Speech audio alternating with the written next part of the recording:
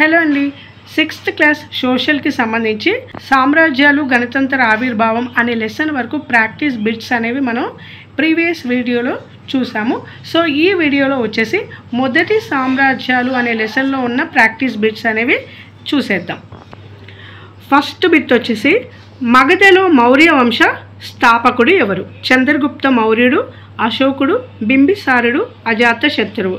So the answer is option 1 Chandragupta మౌర్యుడు is the correct answer. Next question, Chandragupta మౌర్యుని మనుమడు ఎవరు? బింబిసారుడు, బిందుసారుడు, అశోకుడు, అజాతశత్రువు. సో ఇంపార్టెంట్ బిట్ ఆన్సర్ వచ్చేసి ఆప్షన్ 3 అశోకుడు is the correct answer.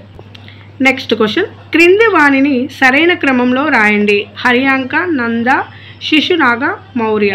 So answer Haryanka, Shishunaga, Nanda, Maurya. So option 2 is the correct answer. Next question, క్రింది వారిని సరైన క్రమంలో రాయండి. బిందుసారుడు, బింబిసార, మహాపద్మనంద, అశోకుడు. So the answer is option 4. First వచ్చేసి Bimbisara, next Mahapadmananda, next Bindusara, last వచ్చేసి అశోకుడు. So option 4 is the correct answer. Next question, పెద్ద రాజ్యాలను పాలించిన రాజులను ఏమంటారు? ఆన్సర్ ఆప్షన్ 3 చక్రవర్తులు is the correct answer. Next question, ఈ క్రింది వానిలో సరికాని వాక్యము కనుగొనుము. మగధ సామ్రాజ్యంలోనున్న పర్వతాలు హిందూకుష్, భారతదేశపు పెద్ద ఎడారి మగధ సామ్రాజ్యంలో కలదు, మాల్వా పీఠభూమి కలదు, అండ్ కృష్ణ, తుంగభద్ర, గోదావరి లోయలు కలవు. సో ఇక్కడ సరికాని వాక్యం అని అడిగారు. ఇక్కడ ఏది కూడా సరికాదు. So option 3 is the correct answer. Next question, Magadha సామ్రాజ్యంలో ఉన్న సారవంతమైన మైదానాలు మాల్వా, కృష్ణ, పంజాబ్, పైవన్నీ. సో ఆన్సర్ వచ్చేసి పైవన్నీ కూడా సరైన ఆన్సర్. నెక్స్ట్ క్వశ్చన్, మగధలో పాటలీపుత్రం ఎవరి ఆధీనంలో ఉంది? సో ఆన్సర్ ఆప్షన్ 3 చక్రవర్తి ఆధీనంలో ఉంది. నెక్స్ట్ క్వశ్చన్, చక్రవర్తి సందేశాలను అధికారులకు చేరవేసేవారు ఎవరు? సో చక్రవర్తి సందేశాలను అధికారులకు చేరవేసేది ఆప్షన్ 1 దూతలు. నెక్స్ట్ క్వశ్చన్, ఈ క్రింది వానిలో సరైన వాక్యములు. చక్రవర్తి ప్రాదేశిక రాజధానులు పాలించడానికి రాజకుమారులను పంపేవారు. రాజకుమారులు సొంత సైన్యం నియమించుకునేవారు. గవర్నర్లు దూతలు చెప్పిన నియమాలు అమలు చేయనవసరం లేదు. రాజకుమారులను గవర్నర్ అని పిలిచేవారు. సో ఇక్కడ సరైన వాక్యములు అని అడిగారు. ఆన్సర్ ఆప్షన్ 2 ABD 3 మాత్రమే సరైనవి. ఆప్షన్ C అనేది సరైనది కాదు.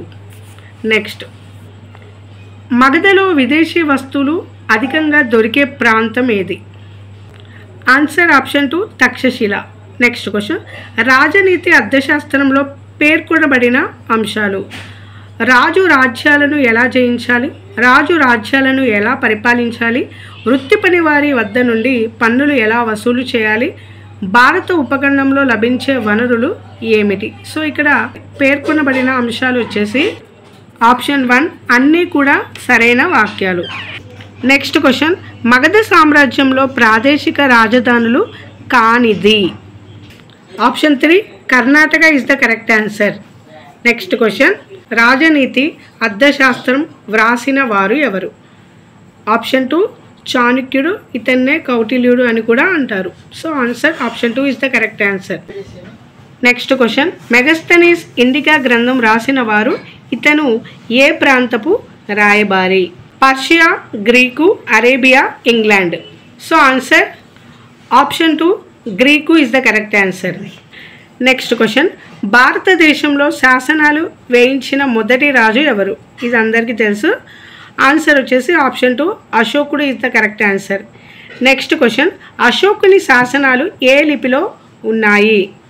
సో దీని ఆన్సర్ వచ్చేసి option 4 Prakrit and Brahmi. So 2 భాషల్లో కూడా ఉన్నవి. నెక్స్ట్ క్వశ్చన్, అశోకుడు రాజు అయిన ఎన్ని సంవత్సరాలకు కళింగను జయించారు? సో ఆన్సర్ ఆప్షన్ 3 8 సంవత్సరాలు is the correct answer. Next question, Ashoka ధర్మ అనగా ఏమిటి? అశోక ధర్మలో జంతు బలులు లేవు, తండ్రి పిల్లలకు బోధించినట్లు తను ప్రజలకు బోధించాడు. సో ఆన్సర్ వచ్చేసి ఆప్షన్ 3 1 and 2. నాలుగవది ఏది కాదు. సో ఇక్కడ ఆన్సర్ వచ్చేసి 19th question option 3 1 and 2 is the correct answers. Next question అశోకుడు ధర్మ ప్రచారానికి నియమించిన మంత్రులు ఎవరు? ఆప్షన్ 3 ధర్మ మహామంత్రులు is the correct answer. Next question అశోకుడు బౌద్ధ ధర్మాన్ని అంటే అశోక ధర్మాన్ని ఏ ప్రాంతాలకు ప్రచారం చేసినారు? ఇక్కడ ఆన్సర్ వచ్చేసి ఆప్షన్ 4 సిరియా, ఈజిప్ట్, శ్రీలంక, పైవన్నీ is the correct answer. Next question Deccan ప్రాంతాలలో గ్రామాలలో చిన్న ప్రాంతాలలో అధికంగా వాడుచున్న లోహపు వస్తువులు ఏంటి? ఆన్సర్ వచ్చేసి ఆప్షన్ 1 ఇనుము ఈజ్ ద కరెక్ట్ ఆన్సర్.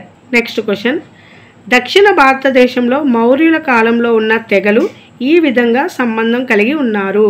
పుట్టుక, వివాహం, పై రెండు ఏది కాదు. So the answer is option 3 పై రెండు. అంటే దక్షిణ భారతదేశంలో మౌర్యుల కాలంలో ఉన్న తెగలు పుట్టుక, వివాహం విధంగా సంబంధం కలిగి ఉన్నారు.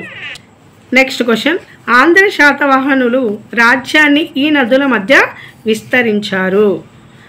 Tapti, Krishna, Godavari, Krishna, Godavari, Yamuna, Narmada, Krishna, Godavari, Krishna, Godavari. So answer option 3 Narmada, Krishna, Godavari is the correct answer. Next question శాతవాహనులు రాజ్యాన్ని పాలించిన కాలం. ఆప్షన్ 1 200 సంవత్సరాలు.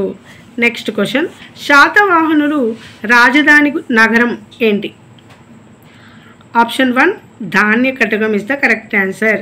నెక్స్ట్ క్వశ్చన్ శాతవాహన మహిళలు వ్యాపారులు ఈ ప్రాంతంలో స్థావరాలు నిర్మించారు. అమరావతి, బట్టిప్రోలు, వడ్లమాను. సో ఆన్సర్ వచ్చేసి పైవన్నీ ఈజ్ ద కరెక్ట్ ఆన్సర్.